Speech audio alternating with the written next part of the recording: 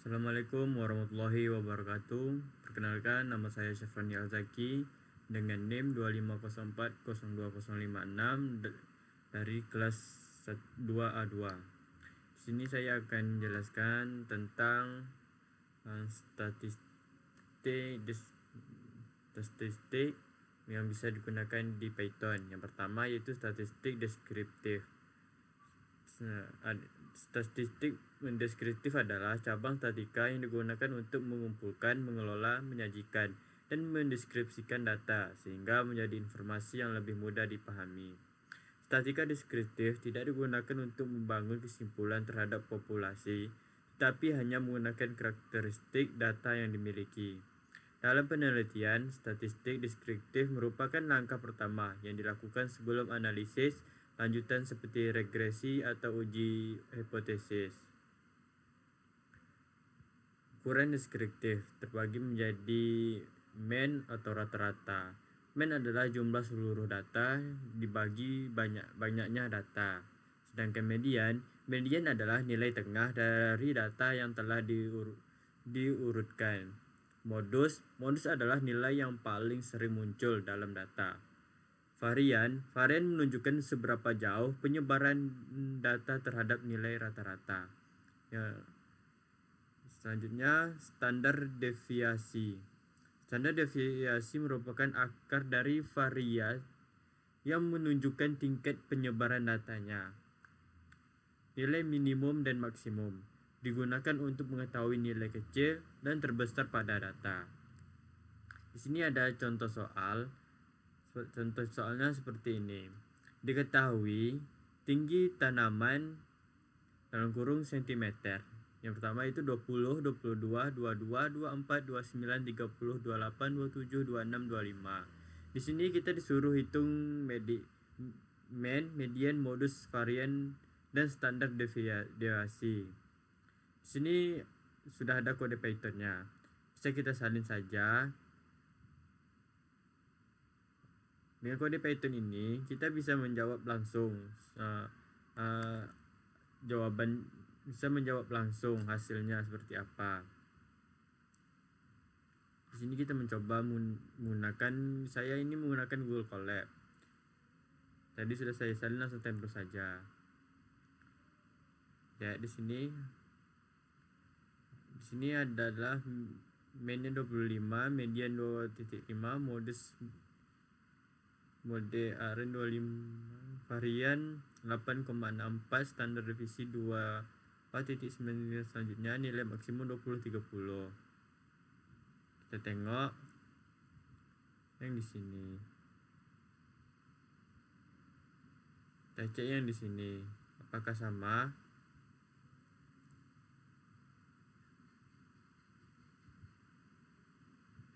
Di sini mean-nya 25,6 sama. Median 25,5 sama. Modusnya di sini 25 sama. Variannya 8,64.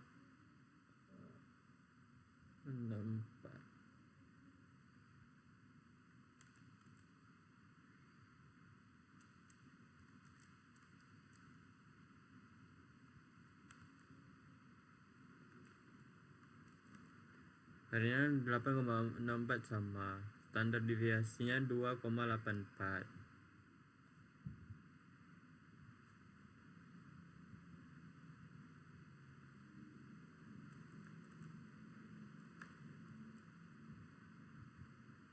Variannya 2,93 sama.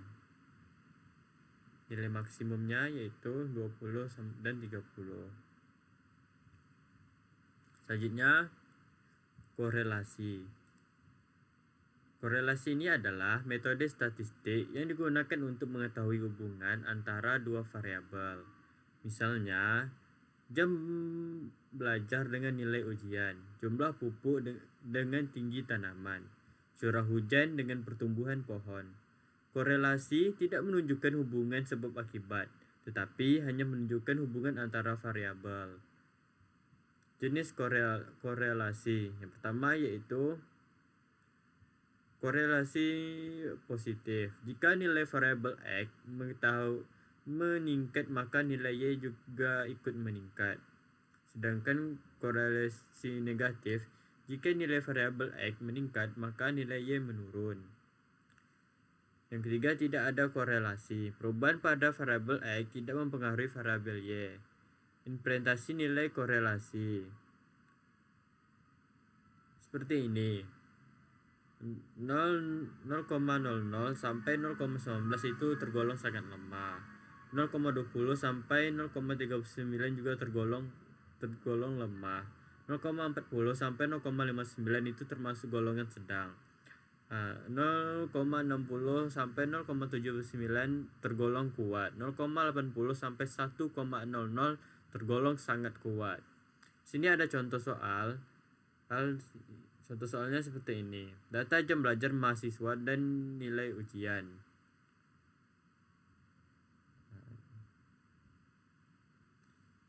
Kita ibaratkan jam belajar ini X dan nilai ujian ini Y.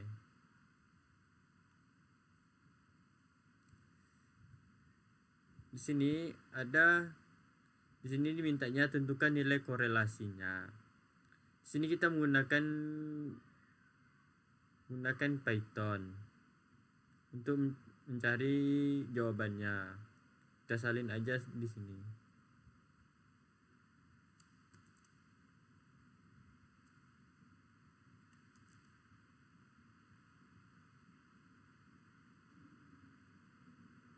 Nah, di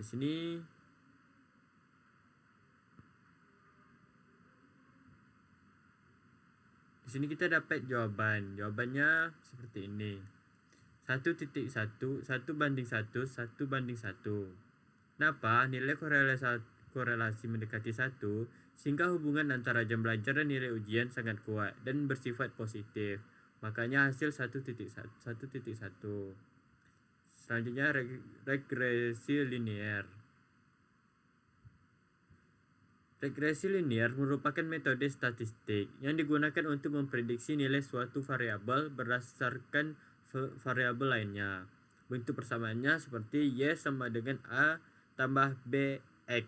Keterangannya Y itu seperti variabel terikat, sedangkan X variabel bebas. A konstanta, B koefisiensi regresi.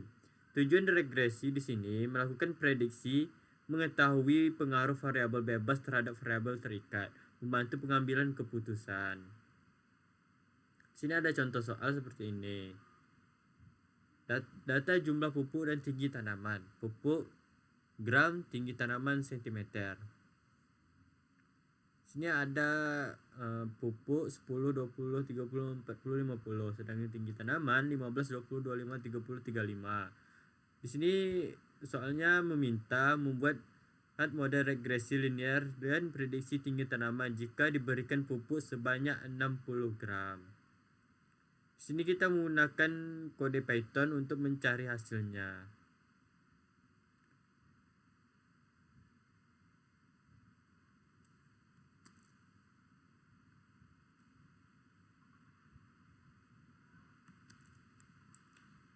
Terus kita jalankan langsung.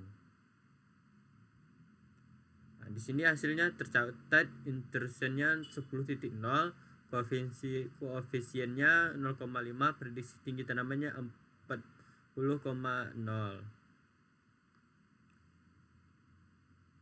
Kita tengok hasilnya. Hasilnya 40. Prediksi tinggi tanamannya sebesar 40. Benar berarti. Selanjutnya uji hipotesis.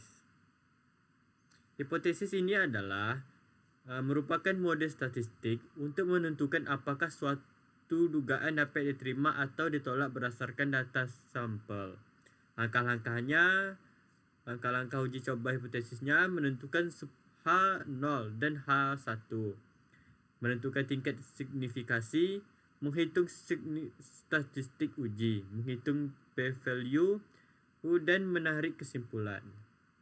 Hipotesis ini dijelaskan seperti H0 sama dengan tidak terdapat perbedaan, sedangkan H1 sama dengan terdapat perbedaan tingkat signifikasinya.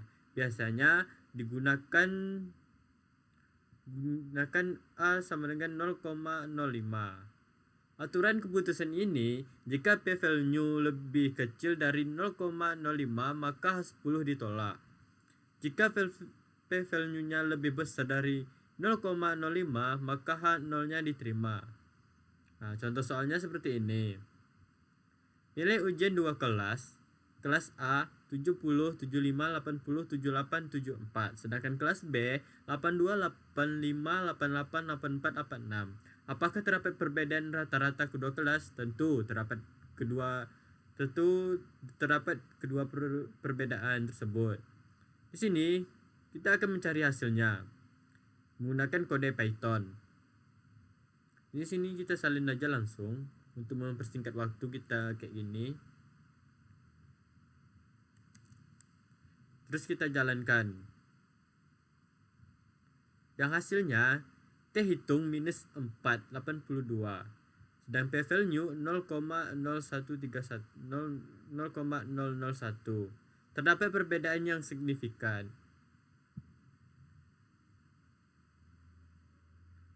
Karena p-value lebih kecil dari 0,5, maka terdapat perbedaan nilai yang signifikan antara kelas A dan B. Yang terakhir yaitu ANOVA. ANOVA ini, Analysis of Variance, digunakan untuk mengetahui apakah terdapat perbedaan rata-rata dari 3 kelompok atau lebih. Jika hanya terdapat 2 kelompok, maka biasanya digunakan uji T. Sedangkan jika kelompok lebih dari 2, digunakan ANOVA. Jenis ANOVA yaitu one-way ANOVA. Digunakan apabila hanya terdapat satu faktor pelakuan. Yang kedua yaitu two-way ANOVA. Digunakan apabila terdapat 2 faktor perlukan hipotesis. H0 sama dengan semua rata-rata kelompok sama. H1 minimal terdapat satu kelompok yang berbeda. Contoh soalnya seperti ini. Tinggi tanaman setelah diberi 3 jenis pupuk. Pupuk A 20, 21, 22, 23, 24. Sedang pupuk B 25, 26, 27, 28, 29.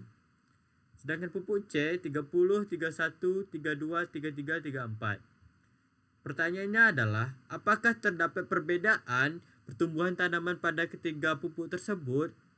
Di sini kita sudah bayangkan, tentu terdapat sebuah perbedaan dari 3 jenis pupuk ini.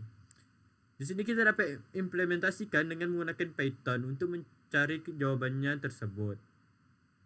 Demi mempersingkat waktu, kita salin aja langsung.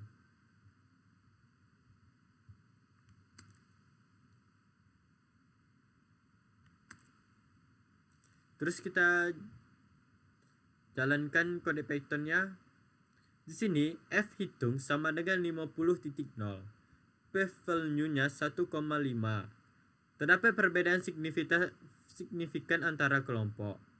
Karena p-value lebih kecil dari 0,5, maka terdapat perbedaan yang signifikan antara ketiga jenis pupuk terhadap tinggi tanaman. Cuma itu yang dapat saya jelaskan. Lebih dan kurang saya mohon maaf. Kenapa saya langsung salin tempel saja? Karena untuk mempersingkat waktu. Lebih dan kurang saya mohon maaf. Saya akhiri. Wabillahi taufiq wa hidayah. Wassalamualaikum warahmatullahi wabarakatuh.